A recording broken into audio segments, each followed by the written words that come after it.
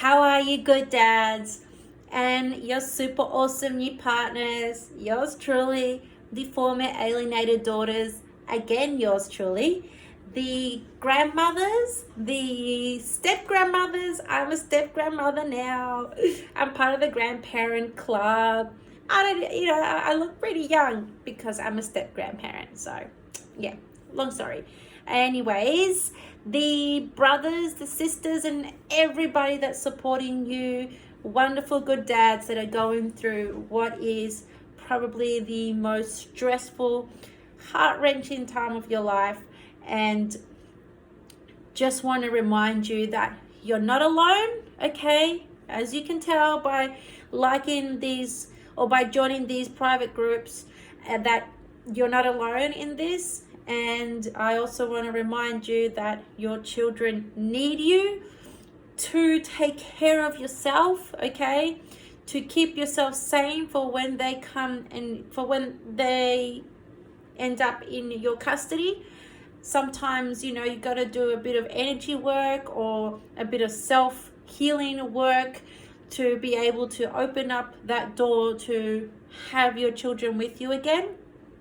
Okay, this video is very personal to me, very close to my heart, as I'm going to talk about what it was like for me as a child of divorce and how my narcissistic mother tried to alienate me from my father. Now, I want to let you know that this is my story. I certainly don't claim to be a professional in this field. This is just what it was like for me.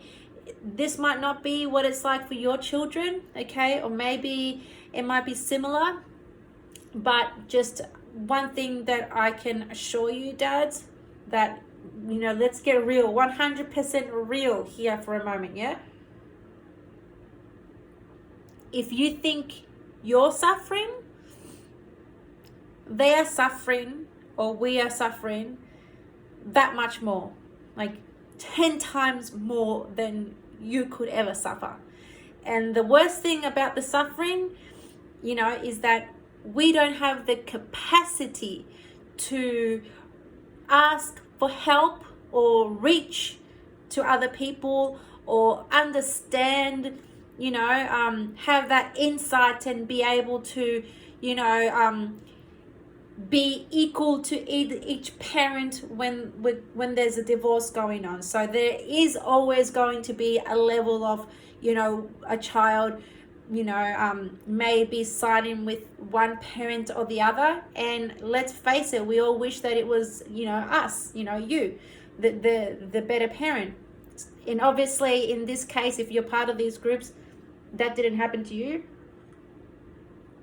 But as long as you keep an open mind, an open heart, a forgiving heart as well, and you keep yourself, you persist in the courts, because that's the only place you're going to get to see your children. Like, this will be another video, but please stop allowing your lawyers to send letters to her lawyers and thinking that that's going to get anywhere. Most of the time, 9 times out of 10, it doesn't get anywhere, okay? The only way that she's going to do anything is that if a judge orders it. That's it. So don't waste your time, don't waste your money, okay, on letters, okay? Should be 1 or 2 letters. If that didn't work with her, go straight to the courts, okay? And get yourself some custody. Now, what it was like for me. What were things that I was thinking when I was a child going through the divorce? I was 4 years old when they began divorcing, okay? I'm going to try to keep this short, okay? I was 4 years old. And one thing that I always knew was that my father wasn't violent, yet he was being accused of violence. And the worst thing was that my mom was violent to myself She had this special hatred towards me. I was daddy's little girl, like favorite child. I had a sibling who was a year older than me, a male sibling. And my mother was just mentally ill. You know, she still is a bit, he's a lot better now. And she just had a hatred for women, had a hatred for me, especially. So she knew that by hurting me, she was killing two birds with one stone. She was punishing my dad and also punishing me for being me. And I was only 4 years old, till the ages of 4 till about 20 something. Okay, so although she physically punished me from the ages of 4 till about 11, the psychological warfare sometimes still happens, not as much as before, because now I have my beautiful hubby who sticks up for me a lot and helps me a lot to put boundaries there. But anyways, going back to, you know, knowing that I knew my dad wasn't violent. My mum would be violent towards myself, my brother, and especially my dad. And when they had fights, she would get very vicious. And then she would go after me to hurt my dad. And, you know, my dad could only hold her in a bear hug or, you know, just grab me and run. In saying that, one time she really did a number on him and she was threatening to do things to us to punish him, and he decided to call the police. That, I think, you know, it wasn't a mistake, because what the hell, what else are you supposed to do? He couldn't hit her. You know, he couldn't hit her, because if he hit her, if he just tapped her, he would have killed her. He was huge. He was a huge man. He like almost 2 meters tall, big guy. She was skinny and tiny, yet she used to do a freaking number on all of us. In saying that, he decided to call the police. And when the police arrived at the house, they took one look at my mum and one look at my dad, and they went after him. And my mum, the moment that she started, she sensed that they were considering looking at her and wondering, you know, whether she was a victim or she just took on that role, you know, like she should get an Oscar for that role at that moment.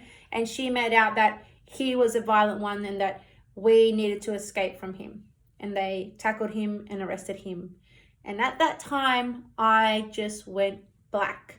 Like I don't remember much. Like my father doesn't want to tell me much, but he just said, like, just went silent. Like he couldn't remember much of it either. It was very traumatizing. The next thing I remember is being at a domestic violent shelter house in Canberra. By the way, this was in Canberra, okay, in 1994. And I'm talking about the Canberrians back then, or like the courts back then, was so old school and so sexist that to them, the male judges, the old fart male judges, just believed that fathers were the only responsibility that fathers had to their children was to be a paycheck, and that the mothers were the ones that, you know, raised the children. That's what it was like, you know, back then. So there is a good ending to this story. So, you know, and I will get back to, you know, what happened when we're at the domestic violence shelter. I'd like to write here to remind myself. But you got to know that I have forgiven the people that have hurt me the most. And that means my mother and her ex-husband when she married a horrible monster. And the reason I forgive her, especially her, is because, you know, that saying that if you don't forgive the people that hurt you the most, their poison becomes you. And there was no way in hell, no way on heaven, on earth, in hell, that I was going to end up with like my mother or being my mother. So I had to do a lot of self-work and get lots of professional help that my father got me from the moment I ended up in his full custody at 11 years old. So yes, there is a good ending there, sort of. And that meant that I was able to forgive her and her then husband at the age of 17.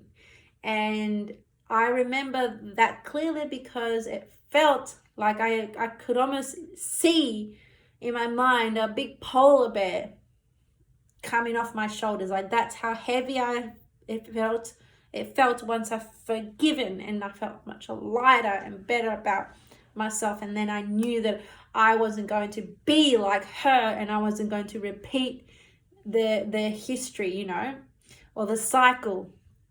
So it's still, you know, she still does things every couple of years that's really shitty, and I will hate on her for a few months, and I'll talk to her, and then I'll find myself acting like her, and then I have to go, oh, better forgive again, because I don't want to be like that. That's a very important thing for you dads to remember. The reason to forgive the person that hurt you the most is not to let them free or letting them know that they're forgiven. You don't even have to tell them. You do it for you and for your kids and for your life, so that you don't act and end up like them. Because what was the point of all of it if you're just going to hold on to the shit that they did to you and let that consume you to the point where you become it? Okay, I've met a lot of fathers who have parental alienation, generational parental alienation, and it's always the same thing. They have held on to resentment and anger towards the mother and father for not trying harder, mother for alienating them against their father. And then the same thing has happened to them. So I make sure I've, you know, explained this to my close male mates, and you know, that they're doing a lot better. And when we thought things were going to go that way, and he finally, you know, made peace with what happened, you know, with his mother and his father, it seems like his life is going, you know, and with his partner and his son, you know, seems to go in a better direction. So forgiveness is very powerful, okay? Very powerful. Anyways, back at the DV shelter. I'm a 4-year-old at the DV shelter. For me, the only way to deal with what was going on, okay? By the way, if you think you're suffering, dads, we are suffering, or your children suffer way more than you. You have the insight and the maturity, and you're an adult. You've got a car, you've got money, you've got whatever to go out and seek help and talk to a friend and family and whatever, right? And make sense of what's happening. Children don't have that capacity, okay? So for us, for myself, it was about survival mode. Okay, survival mode. And the only way that I could survive was to focus what was in front of me. You know how they say you take one day at a time? Well, as a child, I was taking 1 second at a time. At the DV shelter, I'm walking around, and every so often I would wonder, why are we here when we're not victims of domestic violence? But, you know, if you know, I even mentioned that to my mum, I would get that slap across the face in front of the workers and all the people at domestic violence place. And you think they would ever say anything to her? It's like they could see that there were crazy women in there, that they were the bad women, but they still just turned a blind eye. It gets worse. I'm at the DV shelter, and they have the best toys there. They got like a mini kitchen and all these like cool, awesome toys and like playrooms for the kids. And I'm just like, finally, I can just do something else and play with these things and try not to think about all the drama that's going on. Okay.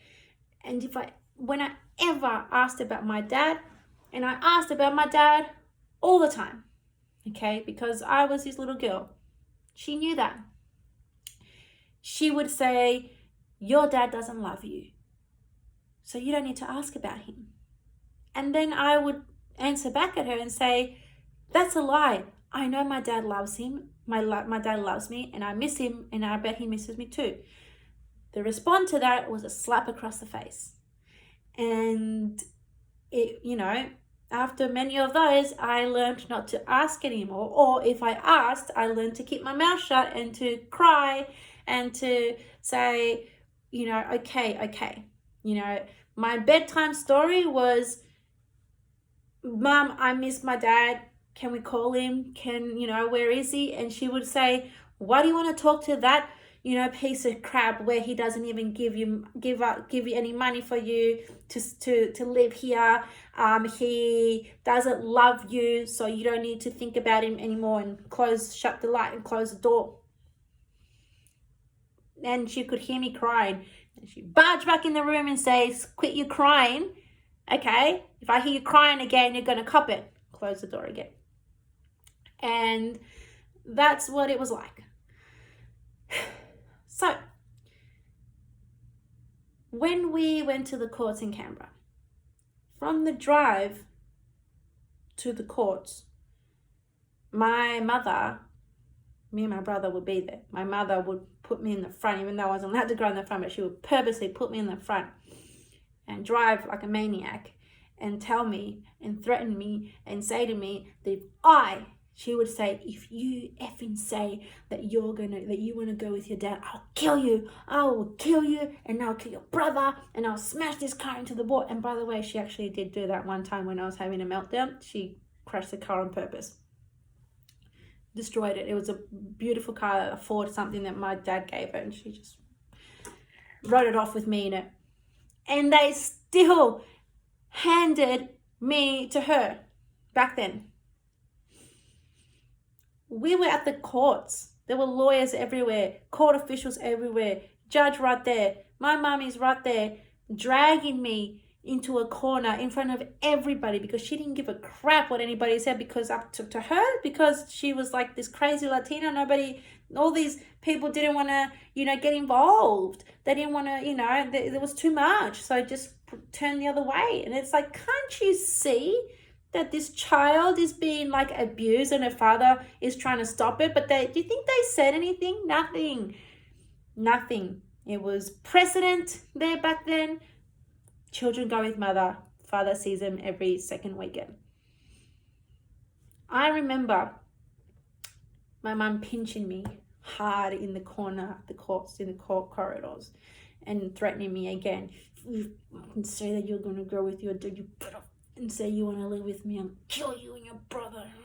And I'd be crying. I'd be like, fine. And I see my dad walk past, and my mum stops what she's doing. She's like, because my dad always intervened when she would bully me or try to hit me or something. My dad would always get in front of her and try to stand over her, not hit her or be physical, but just physically, act bigger than her and say, if you touch her, then you're saying that it's, I remember him always saying this, but he never did it. But he would say, so if you hit her or you're bullying her, well, you're saying that it's okay for me to do the same to you. And sometimes when he would say that, that would be a trigger for my mum to just lay into him and say, you want to go with me? Then, then he would have to tell me to go upstairs or run upstairs, would have to grab me and leave the house or do something.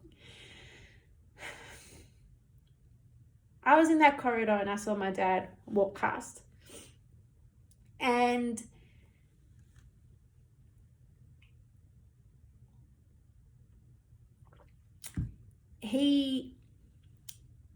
I just remember thinking or trying to speak to him telepathically and trying to tell him with my mind and my heart and my eyes to please fight for me. Please get me out of this situation. Daddy, please, I love you. Please help me. And I was trying to say that because I knew that if I actually said that with my mouth, my mother was standing right there, that I was so scared that she was going to kill me afterwards if I said that. So I was trying to say it with my eyes and with my mind and my heart. And I remember me and my dad locked eyes, and I swear to you, I knew he understood. He understood, or he just, even if he didn't understand, he just knew that that's his little girl there. It doesn't matter what's going on. He could tell that I was suffering more and that he needed to be strong for me and that he needed to go and fight for my right and he needed to protect me somehow and that he couldn't give up on me no matter what. And I think that, you know, I'm so grateful that he never stopped. And I'm so grateful that he took a break because he needed to take a break for a couple of years to regroup. And I am so grateful that things have changed a lot since then, because they have, you know. And I want your dads to understand that even though things were a lot worse back then, the bias was so much worse, and my father barely spoke English. He could barely speak English. He was this tall, dark, narco-looking dude with big baggy eyes and long black hair.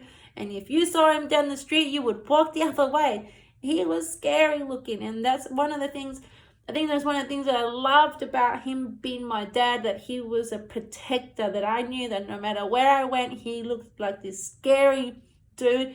But if I was on his shoulder, you know, he had like a little doll. There's a photo of me and him where there's like, you know, a little, I look like a doll. He looks like he's holding a doll and it's me. And it's like, I knew he could protect me against anything and anyone.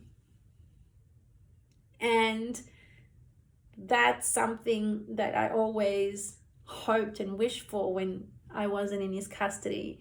And that love for him and missing him and thoughts about him, I want to believe that he could feel it too. And he did end up getting full custody of us, but it wasn't as,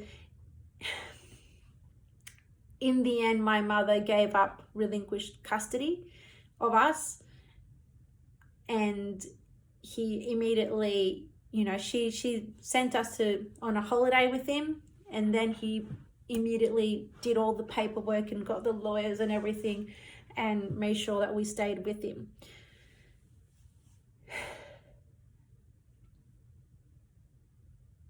Things have changed a lot.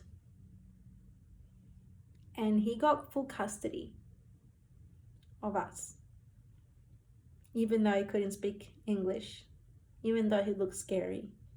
He persisted. He was consistent. He didn't give up. He retrieved me from another country, from Australia, from another country. That happened years later. That was actually another incident that happened when I was a teenager. I went to go visit mum for a holiday. This is the other way now. And she didn't want to return me. And I was not about to stay with her. But she, like, you know, hid my passport, and that's another story. That's another video. But things are much better now. There's been 2 family law reforms. 2 family law reforms. You have got to know how to play the game. I hate saying it like that, but there's no other way of saying it. You have got to know how to play the game. You have got to be persistent. You have got to be persistent. You have got to believe in your rights. You have got to stop reading everybody's story and thinking that that's going to happen to you, instead of focusing on all the other stories that you don't know the half of what happens in people's lives when they post something on Facebook. Okay, you don't know the half of it. So don't look at that story and think that it's all over for you. I don't think that the courts are biased. They're going to be biased towards you. If you go in with that attitude and you go in thinking that way, then you're going to attract that, or you're going to come across as arrogant, and they're going to see that. You're in a court of law here. You got to imagine you're in a criminal court being accused of something that if you don't, you know, act right, you could end up in jail. This is worse. You could end up not seeing your kids ever again. So you have got to remember you're in a court of law. Don't go in there thinking that you should be treated equally as a mother. So don't do that. Either we're not there yet. Wish you were, but we're not there yet. But go in there, eating that humble pie, okay? Don't act like a victim either, because they don't want dads to act like victims. They want you to be strong persistent, consistent, okay, and humble, all right, at all times. And just go for it, dads. Go for it. I've been working with dads, and I've been seeing get so many good results. And when I get a picture of a dad holding his little girl or little boy after months of working with them, or after months of hearing, that things weren't going their way, that things have finally turned around, they will turn around for you. They will turn around for you. Okay? You have to believe that. But you gotta know how to play the game. You cannot go in there writing 20-page affidavits and think that that's what the courts want you to do. You have got to get yourself educated. Educate yourselves. Get to know the Family Law Act. Ask the questions on these pages. What can make me win? What can make me lose? Those are the questions you need to be asking, right? When you see a dad posting that they finally got 50% custody, pester that person and ask them how. Research videos like mine. I post videos. I keep posting videos with information. Make sure that you inform yourself and educate yourself. Don't just rely on lawyers. And if you can't afford a lawyer, apply for legal aid and get a lawyer to do some of the work first, and then just self-represent. Damn it, 9 times out of 10, the dads that get 50% of full custody are the ones that self-represented. If my dad did it and other dads do it, then so can you.